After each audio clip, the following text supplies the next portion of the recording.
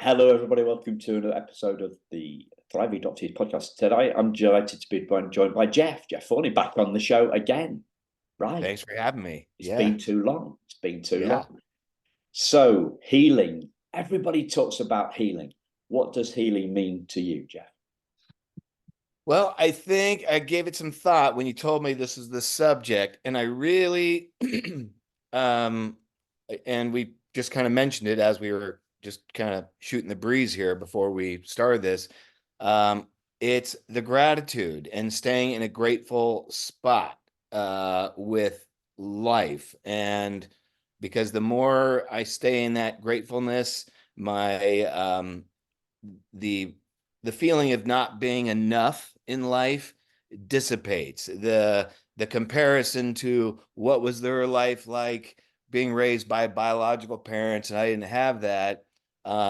If I stay in gratitude, all of those things that can kind of eat away dissipate, and they get lessened. And as I've said before, my adoption experience was not that there isn't trauma there's not that there are some things we're not dealing with, and the term trauma is also one that we can discuss what that really means. But um, I had an upbringing that I'm grateful for what I did have, and staying in that spot, really, I feel less of a need to compare and to feel less than to other people. And it's weird. I, you and I both do a lot in the adoption community, you interviewing and myself photographing and hearing stories. And a lot of times people have a real anger towards, growing up. And I get it. Some people are raised transracial adoptees and raised by parents that are not of their race, of their ethnicity, I prefer to say. But so there's no one to mirror off of. But, what if we were all spiritual beings out there in the heavens, all equal, and what if we were the ones that were up for the big challenge? Someone said, hey, Simon, you want to come to Earth? You're going to have a little bit of a challenge. You're going to be raised by parents that are not technically your blood, but we think you can handle it. And I think you and I probably said, I can do it. So yes, sometimes there's challenges here, and sometimes our other adoptee compatriots, there are things that, can be tough. But what if this is what we signed up for, and this is what we're going to slog it out and do? And when we get back to that big campfire in the sky one day, you and I are going to have a great story to tell because we had those extra challenges that we felt we were up to doing. So I know there's that phrase or metaphor like life, this is just a test, and it's only a test. Had this been a real situation, then blah, blah, blah. But in a way, life is a test because we're here on this we're spiritual beings on this human journey, and we're giving it a go. And so, yeah, maybe it's a tough one, but perhaps that's what we signed up for. So I try to look at it a little bit of a spin like that. And if I feel like if I look at it that this was something that I was presented as a challenge and took the challenge up as an adoptee on Earth, I feel more like, all right, so yeah, I got a little bit of a tougher draw than most, but let's make the best out of it. Yeah. So that Wow. was a very long-winded kind of a response. There's plenty there, mate. There's plenty there. That's good. Like we've Yeah. got about an hour together, so it's good that there's still good stuff to talk about. Um, so what do you see as the kind of the difference between something that you're talking about seems to me to be like a spontaneous gratitude from within, compared to this kind of forced gratitude from without? we're told that we should be grateful, and Yeah. that grates with us. But what you're talking about is a gratitude from within, right? Yes, yes. And yes, I know a lot of people, growing up, hey, I'm adopted. And they're like, oh, aren't you lucky? And maybe I mentioned before last time I was here, I had a friend whose mom passed away in third grade, and he got to grieve and they talked about it. Well, nobody, my mom died when I was 3 days old. I didn't get any of that. I got, hey, you're a lucky guy. So, and yes, I think coming from somebody else, it's not a very helpful thing to hear it on the outside, but as I've looked at it more in the adoption and looking at life as in an entity in itself, the fact that I am here on Earth, I was not taken to Mexico and aborted in Tijuana, because I was before Roe v. Wade. I'm just grateful. I've got, a family, and I got air in my lungs and a heartbeat in my chest. So I'm trying to look at it, yes, we've got a different set of challenges, but I'm grateful for everything that's coming. So, Yeah. and it makes for better conversation at the dinner table. Indeed. It throws a little dynamic that maybe when we were younger, yeah, we were kind of angry that people were telling us we have to be so grateful. But now I am grateful but it's coming from within, and that I've got something that, we're a little more unique than the other people around. Yeah.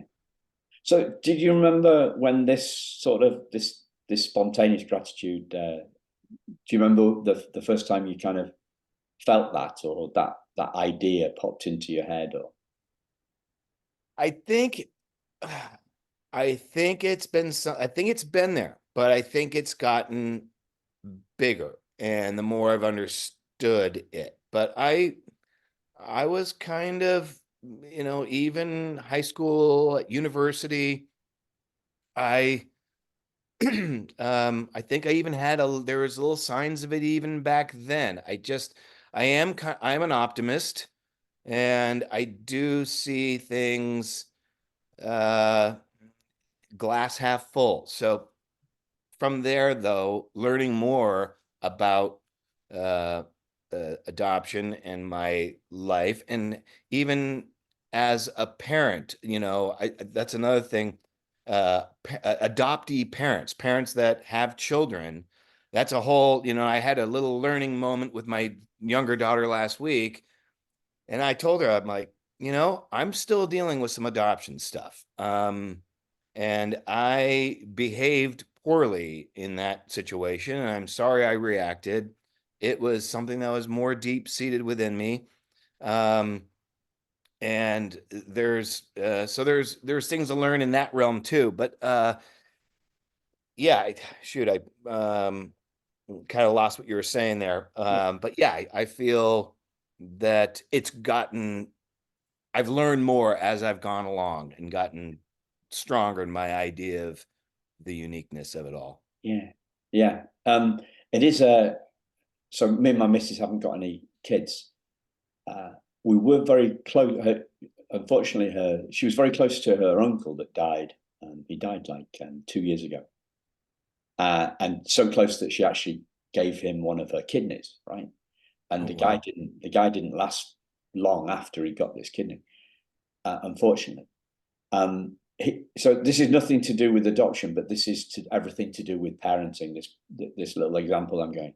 So he was his father was abused him physically, and he was an alcoholic, and he used to beat on his wife, he used to beat on his kid, and when that so this guy's called Brian, right?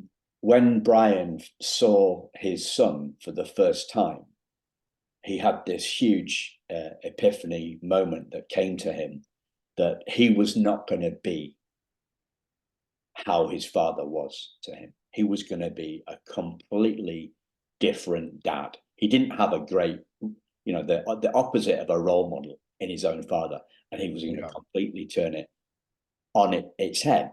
And Yeah. the becoming a father or a mother, I'm sure, is a very profound moment, right? Yeah.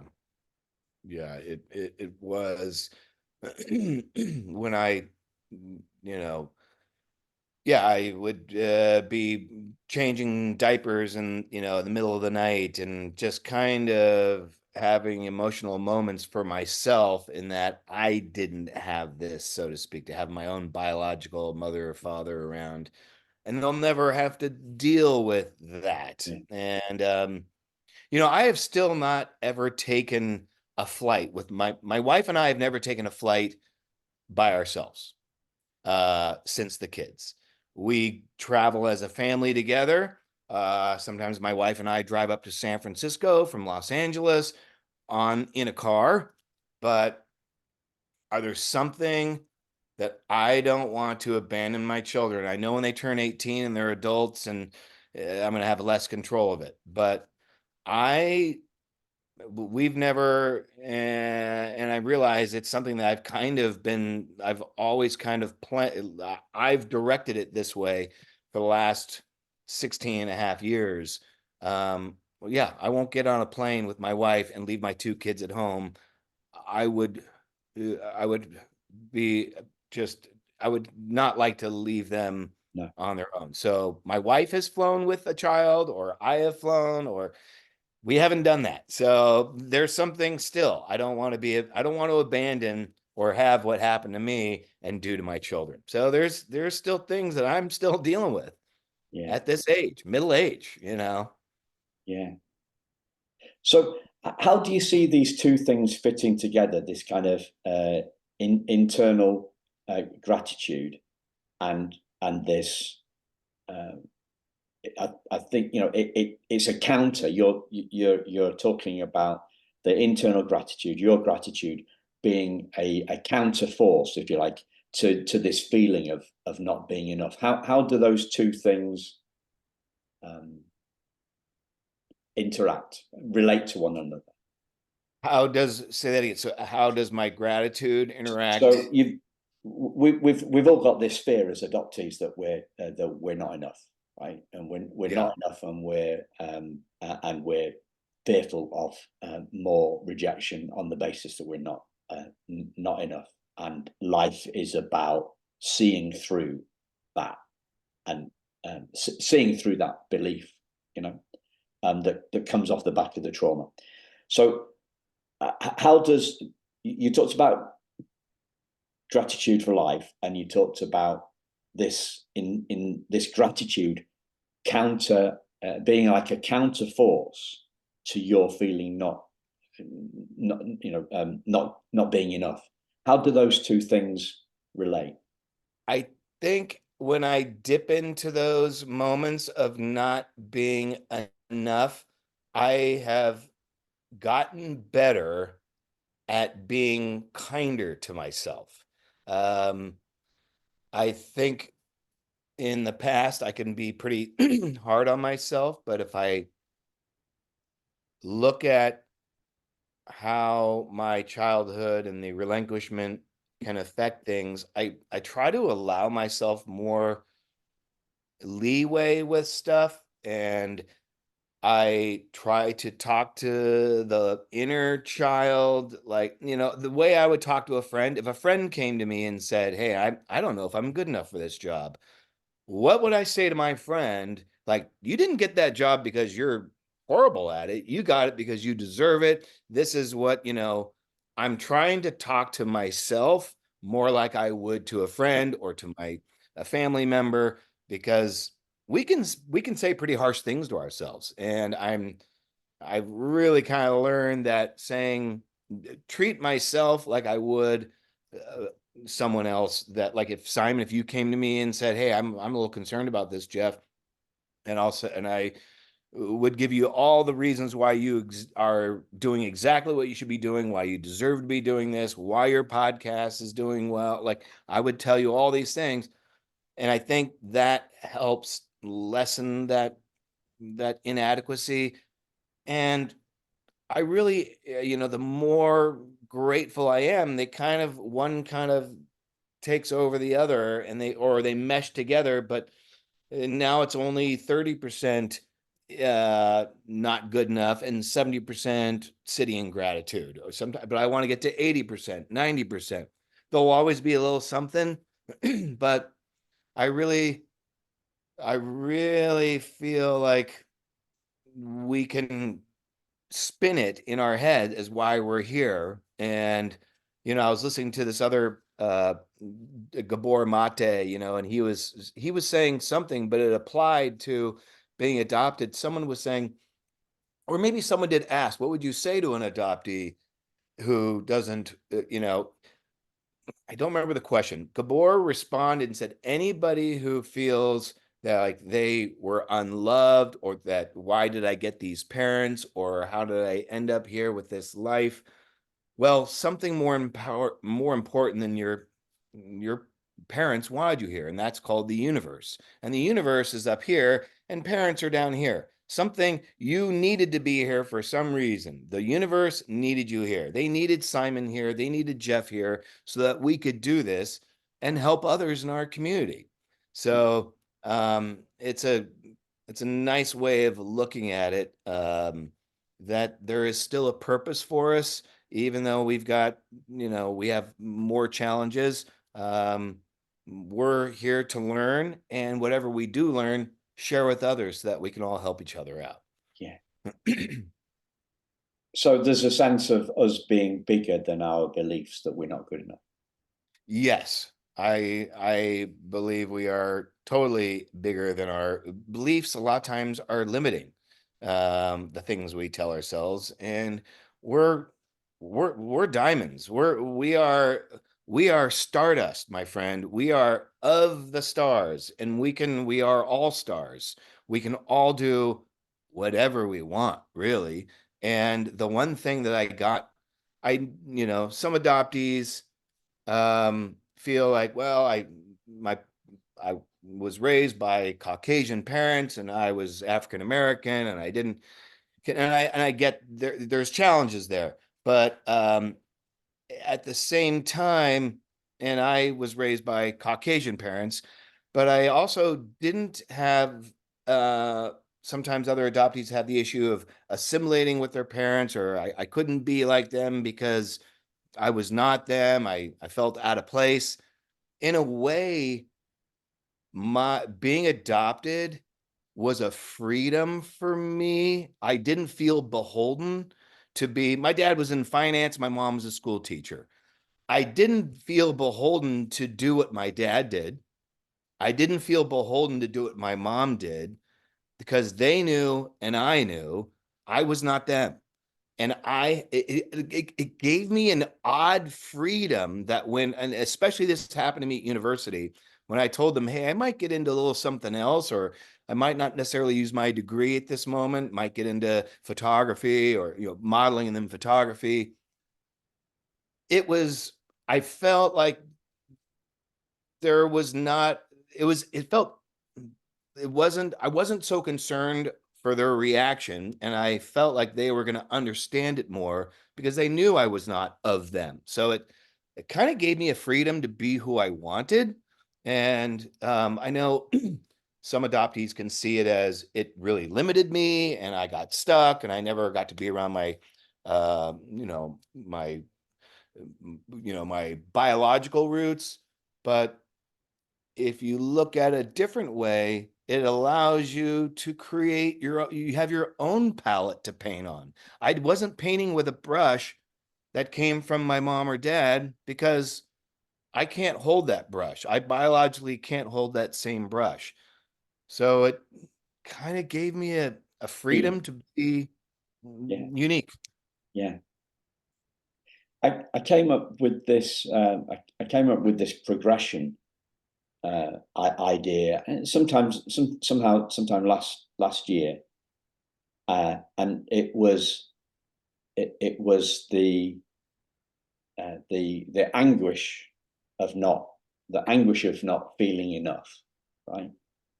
And then the relief, the relief at finally feeling sufficient, right? Yeah.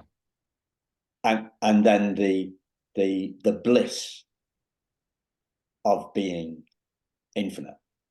Yeah. So you really, I'm with you with the stardust stuff. You know, Yeah. this bigger thing, and I think this is something that, like anything else, we have to see for ourselves. You know, I came up with this line about 3 years ago. Now there's no such thing as a second-hand insight. We have to have them. We have to have the insights for themselves. Other people's insights, such as "you are lucky," don't land for us. We have to see it for ourselves. And That's great. That's great. I mean, go ahead. I'm just clocking that in my own head right now. Yeah. it's that, and then I want to bring something back down to earth on this, and it's a story I tell every now and again. I read this book about an adrenaline junkie that became a junkie, right? Yeah. Yeah, and he decided to, um, try heroin for 2 weeks to see what it was like coming off it. Oh, So he's a nutter, right? This anyway. yeah. 5 years later, He's still not off. 5 years later, he came he came off heroin, and it was on the back of one thing, right? And he only gives one sentence on the explanation, right? Yeah. He said, "I realized that I was bigger than my addiction." That's it. And that's it. That's it. I was bigger than my addiction. So it's an 11-hour book.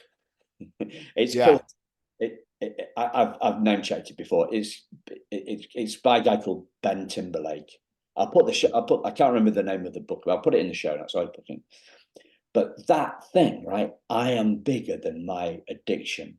And you think, That is how can this stupid, like, well, he got that. He got that not as a kind of like a vague idea. He got that deep in his bones. And it's really pertinent to me. It all seems really pertinent to me, given the amount of adoptees who are addicts, right?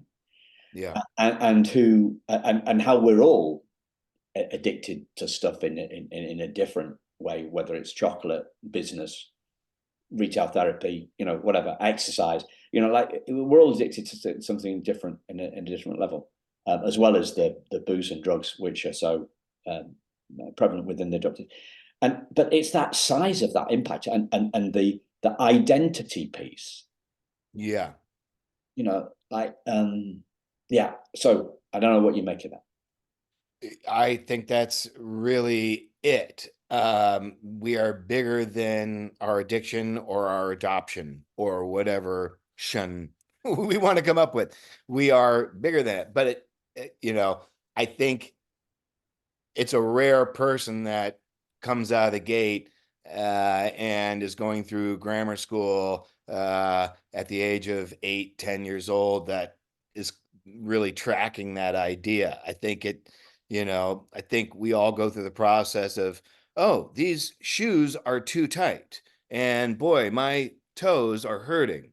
Well, next year, the shoes are still too tight. And at some point, as adoptees, we say, maybe I need a bigger shoe. And we get to that bigger shoe. And yes, we go through trauma of having crunched up toes for a while? Yes, we did. Did it hurt? Yep. But did we learn from it? And did we make an adjustment? Yes. So, when you know better, we should do better. And I think, everybody has that moment of really kind of figuring out when you learn to ride a bike, you will stub your, or scrape your knee and hit your head But then we learn it and we realize we are bigger than the bike, we are smarter than the bike, and we will not let the bike determine, whether we fall or not. It's up to us. So I think, yeah, and we have a few more of those challenges than, say, a biological person. They still have challenges too. We're not the only people that go around on this planet with challenges, but I think that's it. Being bigger than the addiction or the adoption is really key. But I think it takes time for us to get there. And I think you kind of pulled back and you looked, it's kind of like that box of money or whatever it is, briefcase in Pulp Fiction. They open the briefcase, the glow of light, it's like gold bar light, something golden is coming out. And Simon, it sounds like you saw it and you're like, oh, you saw it. The goal is to have that briefcase open with that light on us all the time. We can't always do it. Sometimes I have bad days, but you got a glimpse of it. You saw it. And I see that you turned the page on that. That's awesome, brother. That's awesome. It's a depth thing. I find myself talking about this a lot, right? So we get we get a glimpse of something. Yeah. And you talked about you talked about the gratitude growing, right? So we wouldn't normally associate growth with gratitude. Gratitude, you're grateful or you're ungrateful, right? It's not Right. normally a size thing, isn't it? It's not Yeah. like your metaphor with the shoes growing every year. It gets bigger. Gratitude isn't normally looked at as something that gets bigger, and Yeah. I don't think that kind of insights are looked at that way either. I think insights grow. You get a glimpse of it. Then Mhm. then you maybe get curious about the mismatch between this new way of thinking and this old way of thinking, perhaps that old belief thing. Yes. Um, and then it grows steadily. It becomes it's like a, a I'm trying to think of an analogy there. It transfers from something that we get in our heads to something that we get in our hearts, and Yeah. then we get it in our bones, and that's the difference. And that's when you've mastered it, when it gets into your bones, and then you've got a good grip on uh Yeah, this and situation. and it becomes what it becomes what people call an embodied understanding, an embodied Yeah. understanding, right? It's not Yeah. just an idea in your head, it's an embodied understanding. You get it in your Yeah. gut, you get it in your bones. And I just did another interview with a fellow adoptee who's also a therapist, and she said she talked about physiological healing, right? So it's when something happens, uh, uh, let let's say a rejection happens, um, and we feel it in our gut. We feel like we're being punched in the gut by this rejection, right? Yeah. And then we do our work, and we do a little bit more work, and we do a little bit more work, and as we carry on doing the work, the punch in the gut is less painful. Yes. Yeah. And Absolutely. but we live in this world of ones and zeros, right? Yeah. Gratitude, not gratitude. No, it's a size thing. It's the size of your gratitude. Yeah. It's the depth of your of our understanding and everything. Yeah. And I think there's little things that you can do to feed the gratitude that help it grow. And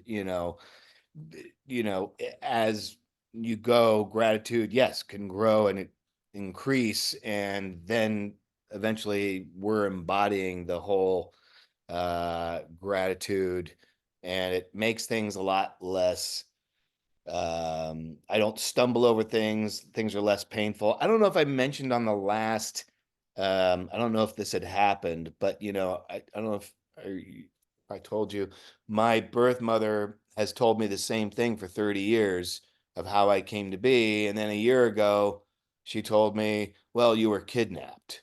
And I said, well, that's not what you said. I mean, the papers say this baby's for adoption, and you told me what you did. And so at first, I was really like pissed that she said that. And I was like, you can really fuck off with that. I said some, I was, we have this, we can talk like that to each other. Um, but then I quite quickly pivoted and realized I don't need her. I don't need my birth mother to conspire in my healing. I can do it without her. And however I got here, and I don't know if I'll ever know for sure, because it could be that, my birth mother I know is dealing with an extreme amount of guilt and shame for relinquishing. I think she looks back and thinks, boy, I should have tried harder at doing it on my own. But at the time, and I don't blame her, but I know she's going through it internally. Um, so this new idea that, because if I'm kidnapped, it takes it off of her. Well, you were kidnapped, so I didn't, there's just less guilt that she Yeah. needs to carry. And I realize I don't need even a clear answer as to how I got here. Um, I just know that I am here, and I'm working on being better as this uh, spirit on this human journey that got adopted, and working on being the best I can be where I'm at. And how did I get here? It could be a changing thing, but I'm realizing it doesn't hinge on that. So there are still things that can come up, and it did irk me when she said that, but I'm I handled it way better than I would have in my 20s if I had heard that. I would have been like Jesus Yeah. Christ at the market, dumping tables over. I would have thrown glass against the wall like if I had heard that. But now it's like, okay, I'm seeing it for what it is.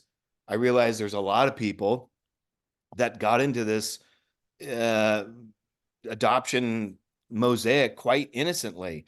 I think my birth mother didn't really, she didn't have any other option. Being Catholic, she was not going to keep me.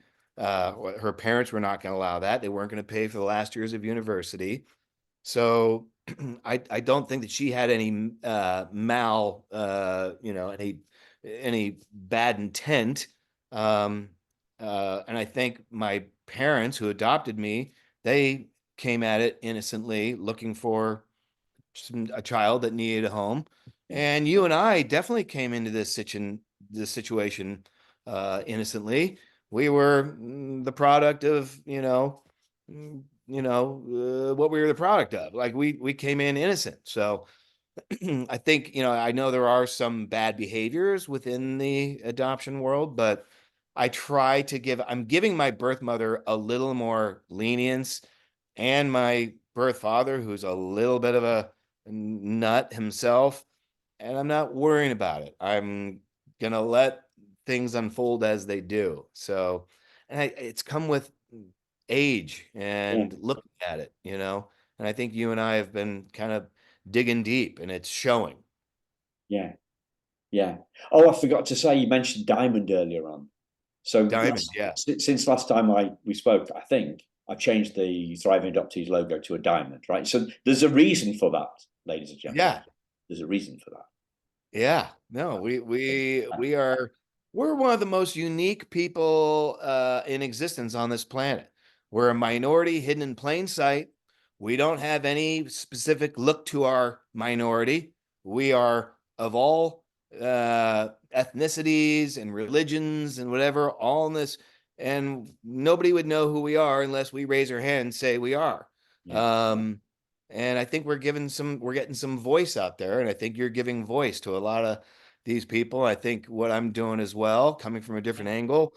And I think Yeah. people are starting to understand that maybe it's not all, you know, crumpets Yeah, and coffee, being adopted. There's a few things in there, but we are bigger than our adoption. we So are big. things we can do. Things we can do.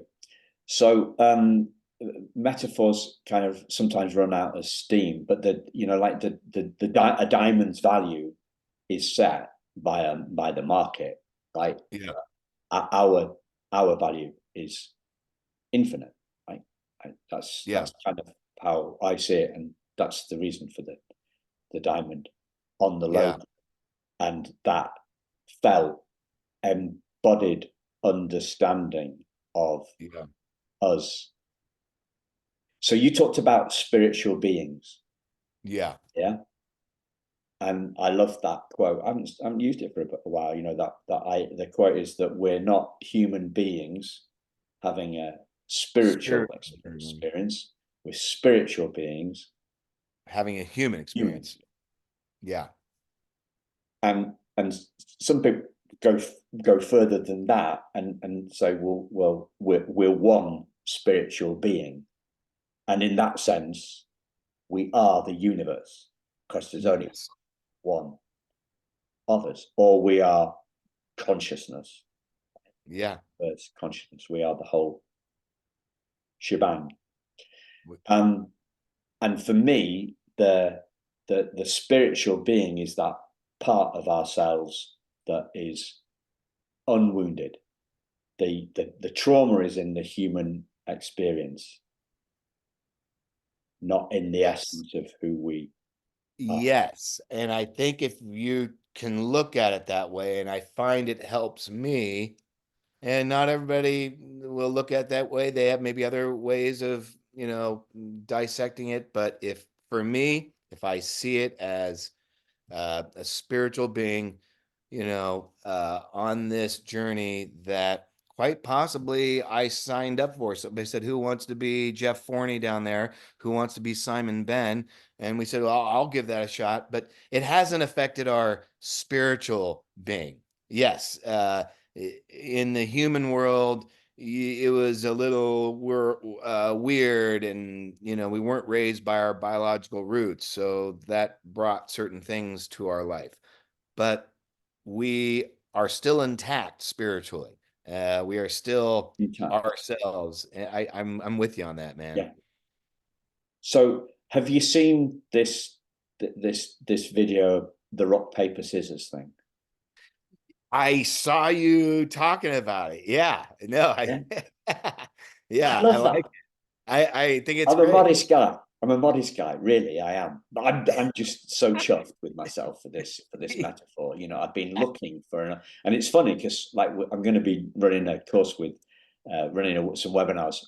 I was telling you about doing some, metaphors for healing, with Yeah. Ju Chung, who I'm meeting in Dublin tomorrow. So will you play rock paper scissors with me? Will you do that? Yeah. Yeah. Okay. So we're going to go 1, 2, 3, and then hold up the Okay. the hand, right? Yeah. Okay. 1, 1, 2, 3. Okay. So, listeners, I am the rock. I've got the fist, right? I've got a rock, Yep. yeah? And Jeff has got a pair of really well manicured fingers. And he's trying to cut into the rock with his Right. scissors, right? Yeah. We're 6,000 miles away because he's West Coast, and I'm in Yorkshire, but we're only obviously 12 inches away by Zoom, and we can play rock paper scissors. Yeah. So, right, the scissors in rock paper scissors, rock beats scissors because Rock can break scissors. rock can break scissors. Okay. Scissors cannot cut rock. Yeah. So the rock is who we are, and the scissors are the metaphor for the trauma. The scissors are the trauma. The rock is our essence. Yeah. Yeah. Yeah. So, but nobody's denying that that trauma has happened, right? Nobody's denying Yeah. that, right? So do you want to play rock paper scissors again? Yes. One, two, three. Okay, so Jeff is now holding up his hand flat. He is paper, right? Your paper. Yep. And your paper, your hand can hide my rock. Yeah.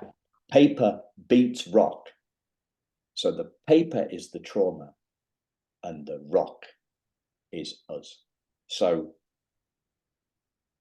using this metaphor, trauma hides us, it doesn't hurt us. I love that. I love that. I love it. What happened if I had done rock and you had done rock? Well, I would have just made you do it again. I'm not going to. I'm sticking with the rock. Yeah. The rock with this thing, and it works very well on video. Yeah. If you want to check it out, listeners, go to my Facebook feed. I'll put a link in it. I tell you what, I'll put a link to the video and the thing, so people can get that. Hopefully, it might get them thinking in a slightly different way about the trauma, because trauma does, like, I'm just thinking about, what does trauma do to the universe? Do you know, does it heat it? Trauma kind of, it hides our world, does it? Is it like the fog? I don't know. Yeah, it's kind of like, yeah, the trauma is the thing that we're seeing things through a lens that's not exactly true. We're seeing the trauma makes it so that we see things skewed in a way. Last week my daughter did something. I was asking her what she was up to, and she kind of blew me off and was into her homework, and she kept looking at her phone, and I was like, she's looking at her phone, didn't want to pay attention to me. But then when I was speaking to my wife about something, and it was, I don't know, maybe my wife was saying something about another teenage girl that my girls know. Maybe there was a little gossip or something. My daughter came running out of the room, and this is the one that gave me no time of day when I asked her how her day was, but she was really interested in hearing about what happened on this date with this girl and this boy, whatever, something happened.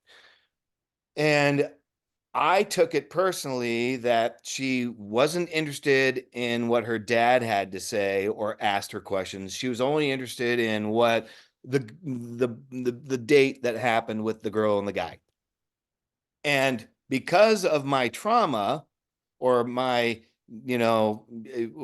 something in my adoption, fired off that she wasn't interested in me. She was only interested in that. And it affected me. And because of my trauma would be that I'm wearing these glasses and I took it to heart. It was weird. I really took it to heart. I'm like, I'm not going to be seeing you much longer. You're going to graduate high school. And, I wanted to talk to you and you didn't want to talk to me.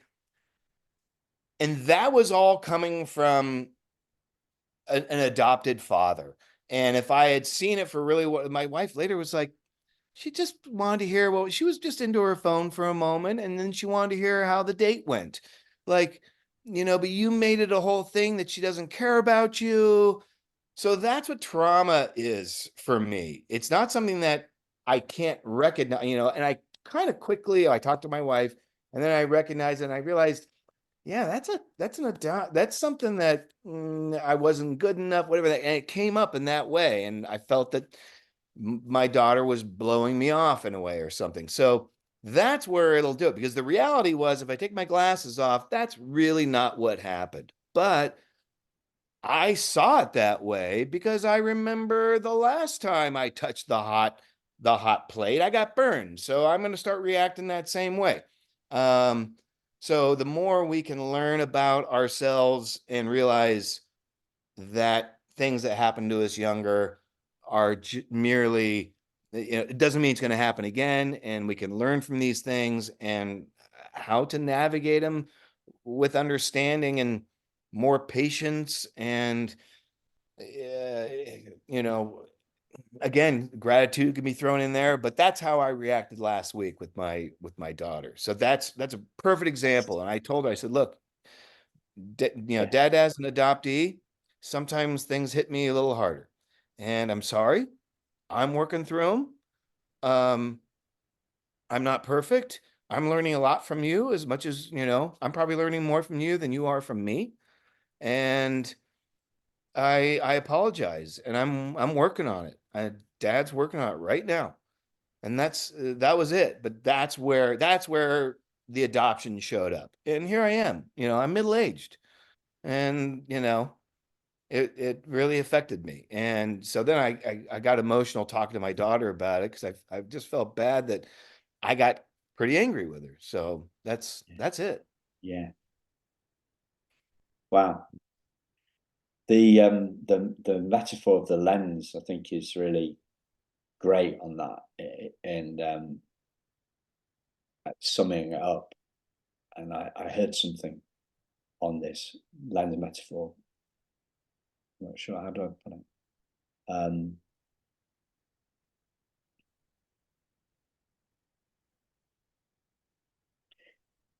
If we've got orange glasses on, then snow looks orange.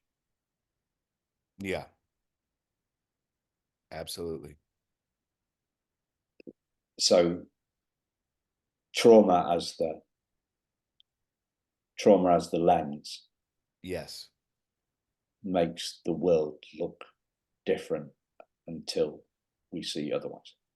It's getting those glasses off. I know the adoption coming out of the fog, you can use that term, but it's getting these rose-colored or orange-tinted glasses off and seeing it without any memory of the past, without any remembering a biological separation of the past, without, but it takes time, and we're all working on it. But yes, it's understanding that we are not our trauma, we are not our addiction, we are not our adoption, we are larger than that.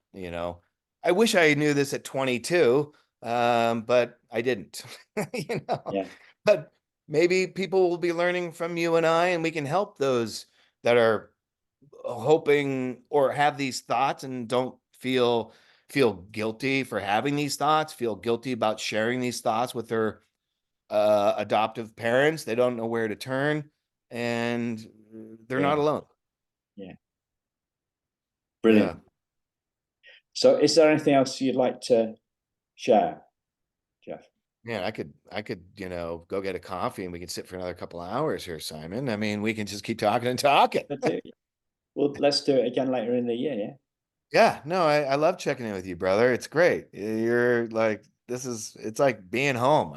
We need to sit fireside and just kind of, you Yeah. know, a little tea and Wow. some cookies, and let's hang out all afternoon. I'm hoping to get to your coast, right? Because I've been to East Coast loads of times. I haven't been to West Coast since when I was 13, and I went to Disneyland.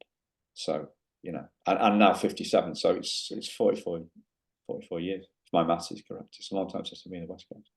Well, you're welcome for a wonderful dinner here. My wife cooks up incredible Mediterranean food, and she actually lived in London from 6 till 12. Wow. Yeah. Israeli moved, was in London, lived in Finchley and Golders Green or some, and then then they moved back. But anyway, Yeah. There's a big Jewish community of Golders Green. Yeah. yeah, yeah. So, And Finchley. Yeah, and Finchley for that matter. Yeah. Cool. yeah, yeah. Thank you, listeners, and we'll speak to you again very soon. Cheers, Jeff. Thanks a lot. Yeah.